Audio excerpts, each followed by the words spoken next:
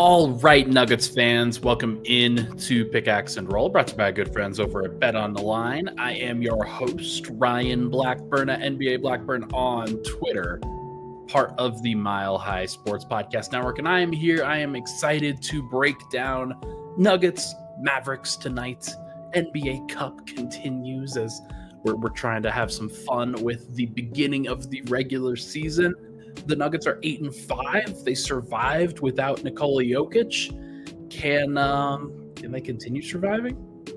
Is he going to be back tonight? We'll talk about it. We'll talk about it all on this episode. Really appreciate everybody for stopping by. This podcast, as you know, it's brought to you by our good friends over at BetOnline, the number one source for everything sports betting. Make sure to go check them out and check out all of the props and odds that they have. They're the best option for in-game live betting, and gives you the ability to watch the action and the games as they happen. Football, NBA, NHL, entertainment, and more. Head on over to BetOnline today to get in on the action with America's most trusted site. BetOnline, the game starts here. Once again, I'm your host, Ryan Blackburn. Thank you so much for tuning into the show. Hit that like button, hit that subscribe button. A couple of notes before we get started. I was just on the What's in a Game podcast, What's in a Game, with Grace, Aaron Burr, and Will Jones. Really appreciate those two. They are tremendous Nuggets fans and do awesome content. We went for about 2 hours. They're cutting it into segments, but we went for about 2 hours and had a really good time. So make sure to go check that out. I did really enjoy myself and want those two to have success. So check out their content. Cedric with the early super chat. He says, beat LA, beat LA, beat LA. Does Yoke come back? That is the question heading into tonight for Denver. Jokic will probably, I think he will be back tonight. That's my sense of this. I think that Michael Malone's probably playing it a little coy from yesterday. I wasn't at the arena, so I didn't get an extra sense of it. Jokic clearly wasn't around. And maybe something's happening behind the scenes that we don't really know about, that we're not really privy to. But general sense I got for these things was that the Nuggets wanted to get him a little bit of extra time with Memphis and not necessarily have to bring him back for that. And Denver got a win, and that was great. And now if he is available, it is time for Nikola Jokic to come back. Now, Luka Doncic is also not going to play, and we'll get into that in just a second. And maybe that allows Denver to have some flexibility here. But I still think that Joker will ultimately be back, and we will see what happens. But thank you, Cedric, for the super chat. Always appreciated, my guy. We're going to get into a variety of things. As I mentioned, Luka is out tonight on this Nuggets Mavericks game. NBA Cup matchup. We'll talk about kind of the standings there in the second segment. But I wanted to really emphasize right now that the MVP race last year and sort of the battle, and I think Mavericks fans and the way that they wanted to kind of assume that Luka was the best in the world, especially after the Mavericks were able to take down the Minnesota Timberwolves, a team that the Nuggets struggled with, that they weren't able to get past. Luka and the Mavericks were ultimately able to thwart in, was it 4 games, 5 games? I don't remember. But Denver and Minnesota went to war in that playoff. Jokic put the team on his back in a lot of that time, and Denver ultimately did not get it done. Mavericks did get it done, and they went to the NBA Finals. And with the MVP races contested and congested as it possibly was between Luka, Jokic, and SGA, I think a lot of folks felt some kind of way about it. And that they thought, hey, Luka's got a great opportunity for best in the world. Or at least that's what Mavericks fans mostly thought. The entire waking NBA world this offseason was like, yeah, Joker's still pretty clearly that guy. He's still clearly that dude. And, I don't usually get into those kinds of conversations. You guys know me. I'm more, hey, let's talk about what's happening. Let's talk about the analytics side of things. Let's really focus on the here and now. But I'm just watching this conversation develop, and I'm watching Mavericks fans get more and more mad about the way that Luka's talked about in the best of the world conversation. Yeah, there are some folks that will claim him for that, but most of the time it is just Jokic. And I think the beginning of this season has really shown how that gap is widening between those two. It's not like actually shrinking or even crossing over the way that many probably hoped that it would. I thought that last year was a sign that it was shrinking just because like Luka kind of got going. He started to figure out exactly how he could play, how he could impact the game, especially alongside Kyrie Irving. In my mind, unfortunately for him, Luka's never been better than Jokic. He's been ranked higher than him at times, and in the national rankings, everybody's trying to get their stuff going, try to do everything that they can to get the clicks and whatnot. And putting Luka Doncic over Jokic is definitely something that would do that. But that never has actually been a thing in my mind. I don't think that there's been any time in the world where I've thought, yeah, Luka's better. And it's not necessarily because he's way worse. Like he's like this, these are margins that we're talking about here. This is a small margin. But lately the margin has been larger. And I thought that heading into the season that Luka would become the best player in the world in the NBA because of where he started or where he ended last year, because of how things went during the offseason. And Luka should be getting into his prime years, while Joker should be kind of at the tail end of like his physical prime. And the hope is that his prime continues to extend because of his skill set. But Luka, I think, should be even better in that regard. He's in the 2018 draft. But that hasn't happened. And I just think it's a fascinating layer to this entire conversation where Jokic is always going to have the microscope on him for obvious reasons. Luka is going to have the microscope too. People were crowning him and when I say Jokic isn't at the tail end, I mean of his physical prime, not of like his ability to extend things. Like he's about to turn 30. There will be some degradation. There's some degradation of his actual physical skill set. It's not like he still doesn't jump over a curb, according to the glorious Stephen A. Smith. But that doesn't necessarily matter, of course, when we're talking about Joker and we're talking about what he can actually do. I still think that the nuances of how he moves are still going to get a little bit worse over the course of the next 2 to 3 seasons. That's what I'll say. For Luka, it should be like he should be able to do this for the next 5 to 7 years. But I'm looking forward to the playoffs. I'm looking forward to this upcoming season when the Nuggets and Mavericks eventually play. They have never faced each other in the playoffs. They've kind of avoided each other, and Denver's matched up with a variety of different teams. They've gone up against the Lakers a couple times. They've gone up against the Wolves a couple of times. They've faced the Suns. They have, in previous years, faced the Warriors and faced other teams. Like it feels like whether it's the Mavericks or the OKC Thunder, Denver's going to face a new team this year. If they don't, then that's going to be annoying, like just from a content perspective, because I want to see the matchups between Jokic and Luka. I want to see the matchups between Jokic and SGA and Murray and how he responds to some of those, etc. But that'll be an opportunity for Luka to then kind of claim that best player in the world title just in a head-to-head matchup. And whether it happens or not, I'm very curious to see, but it's going to be interesting. And I know that a lot of Mavericks fans, like they call Luka the best player in the world. He isn't, but they have that feeling that he is. And that would be the time to prove it. Regardless of what the numbers say, if you get an opportunity to go up head-to-head in a series against each other and you come out on top, then you get bragging rights. You get that opportunity going forward. So it'll be interesting to see whether this gap between Jokic and Luka maintains, if it shrinks ultimately, or if this is something that continues to widen. The discussion right now around Jokic is he is so clearly the best player in the world, and there isn't really a close second. If I had to pick a close second, it would be Luka Doncic. It might be Giannis, but not really. Like I think that there's some differences between like how I like what I care about. And I know a lot of people will say Giannis, and that's fine. That's like it's very close. It's splitting hairs, but I think the Jokic and Luka is the 1-2, and I'm very curious to see how they handle it. Noah, did you really just say Anthony Davis?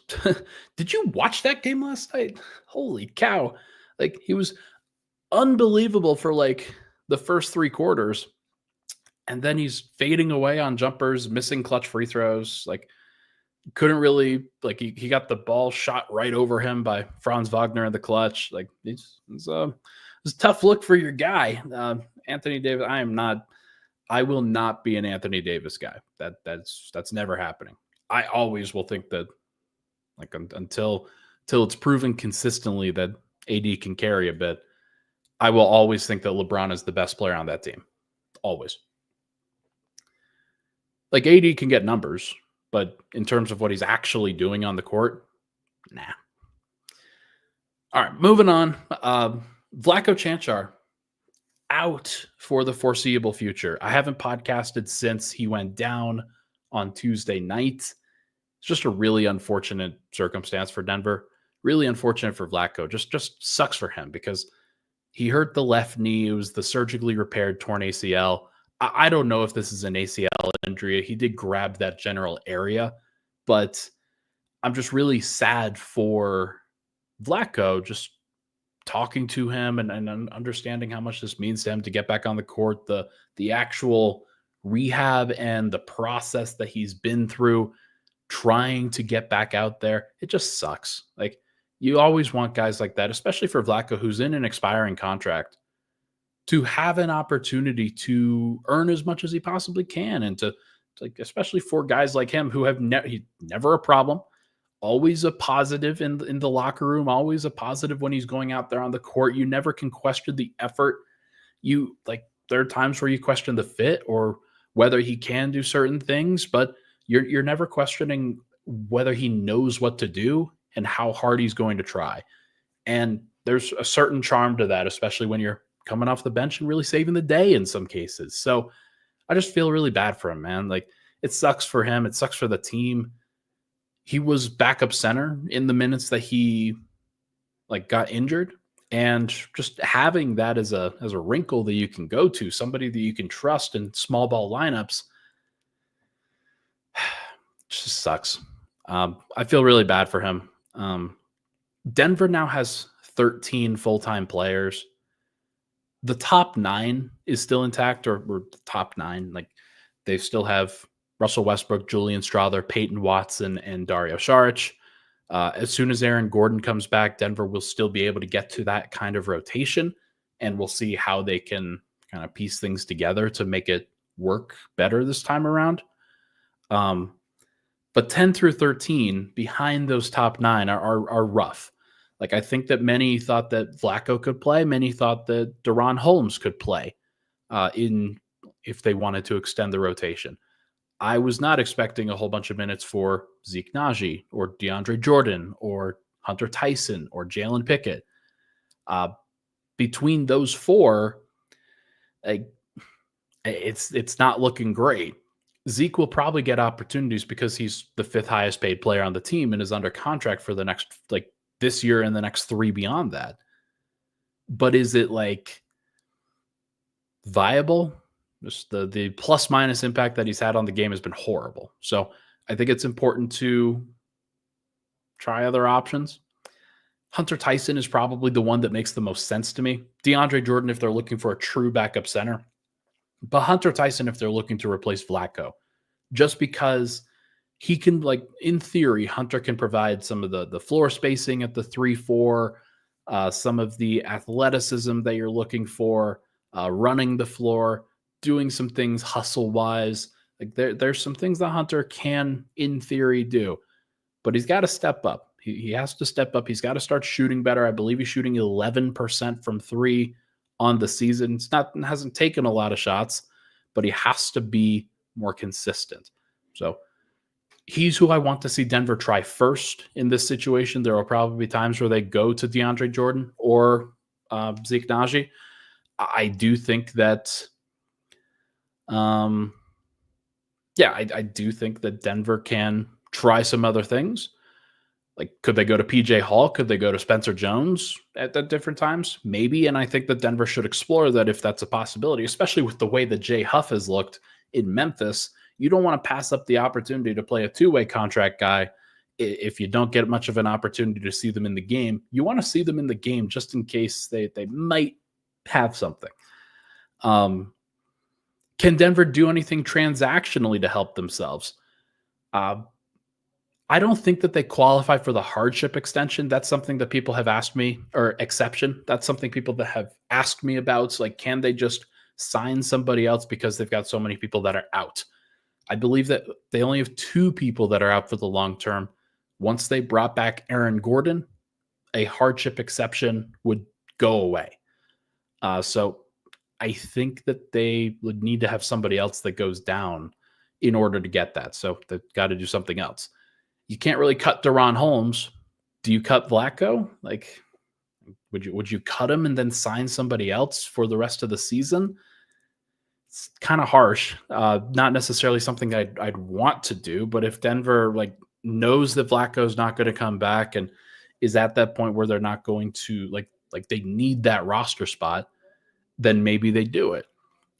Could Denver make a trade? Maybe if they include a pick or two. Like, who are they going to be trading in that case? Like, is it Vlatko? If he's not going to play, he wouldn't play for the next team either. So another team would just have to take that on. I don't really know.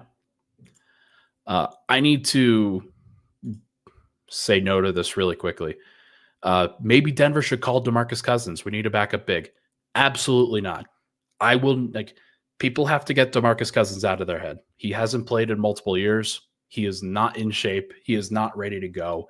He is not the right guy for Denver. Just please, for the love of God, do not bring in DeMarcus Cousins. What are we doing? What could he possibly do that actually makes sense for Denver? And the same thing with Dwight Howard. What are we doing? Guys, 2020 was a long time ago. A long time ago. Stop this. Good Lord. You guys are way smarter than this. I promise. Denver didn't sign Moses Brown. Indiana got Moses Brown. I would want Moses Brown 7 days a week and twice on Sunday over either of those two right now. Yeah. Hey, let's go. Let's go with LaMarcus Aldridge. Why not? Hey, you know what? Actually, let's go with Wilt Chamberlain. Is Wilt still out there? Can we potentially get Wilt? Maybe a Big Reeves from Memphis back of the day. That could be an option. Big Country. God. Okay. I missed a super chat, so we'll actually, we'll kick off with it on the other side. We're going to talk about Jokic. We're going to talk about the Mavericks. We're going to talk about this game that is happening tonight. We will be right back here on Pickaxe and Roll.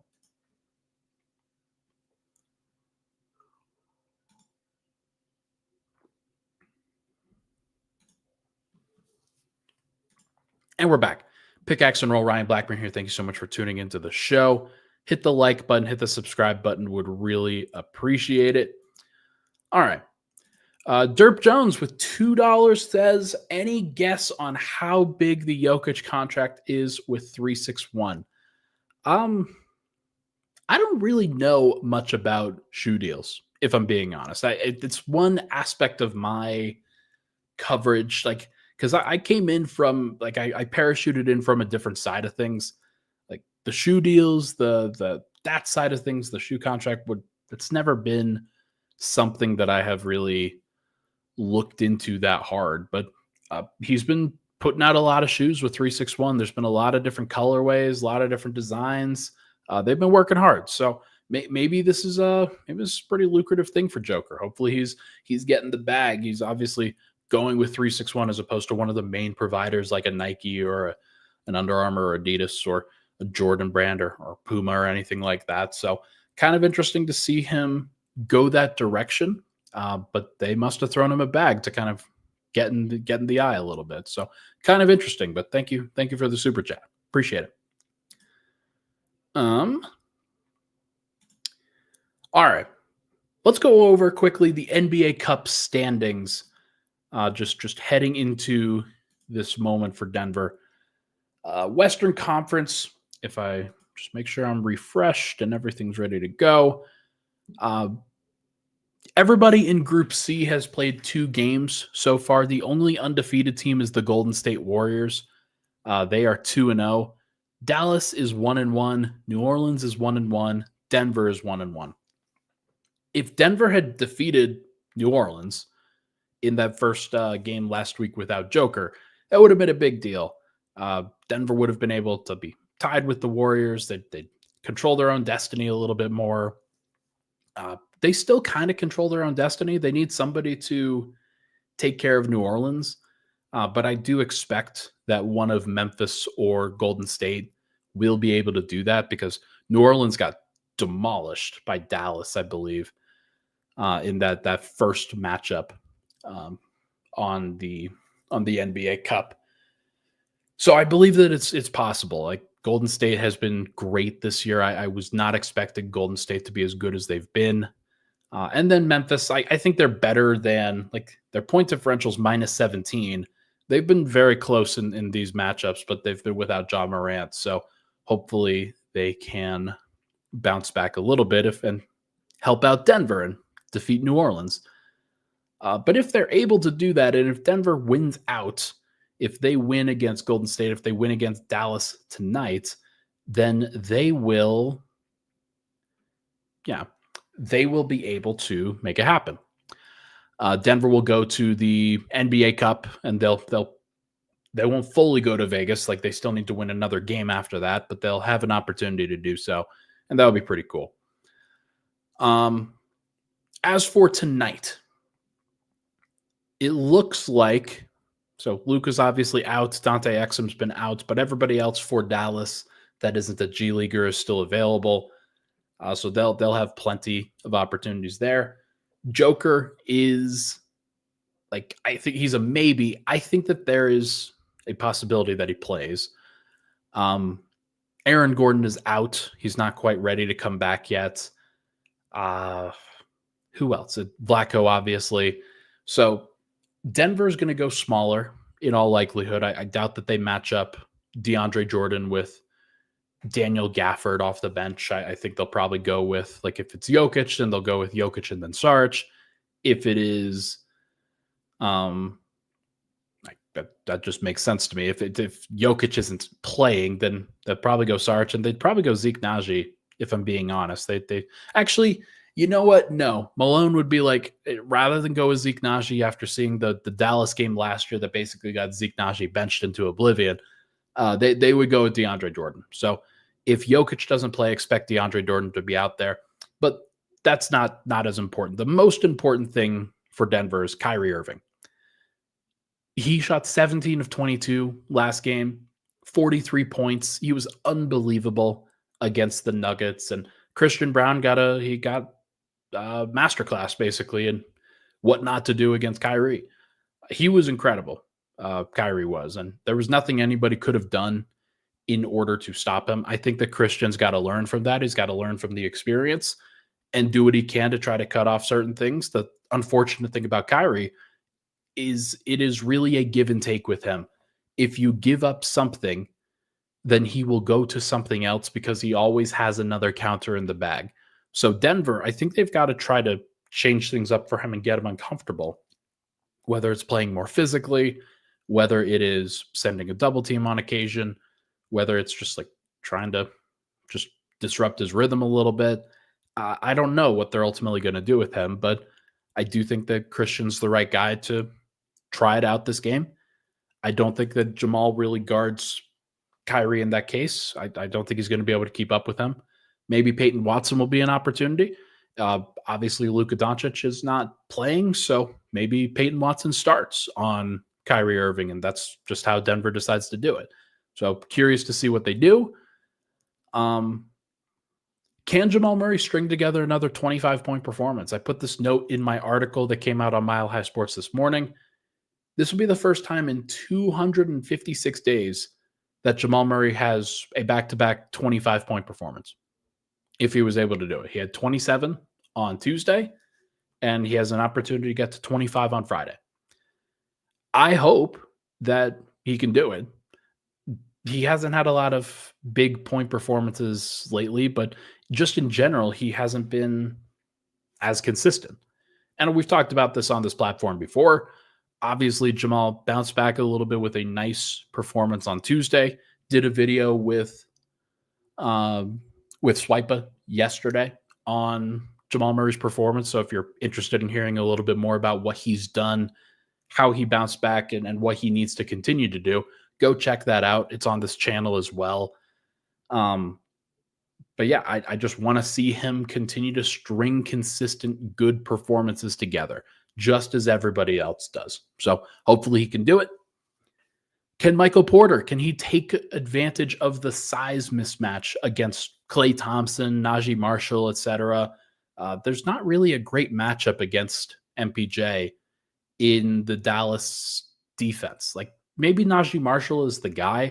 He's like 6'7", 6'8", in that general range, and he's physical enough, he's strong enough, he's also tall enough that he can give a decent contest. It's a little bit different than Norman Powell. But I'm very curious to see how he handles it and what ultimately happens.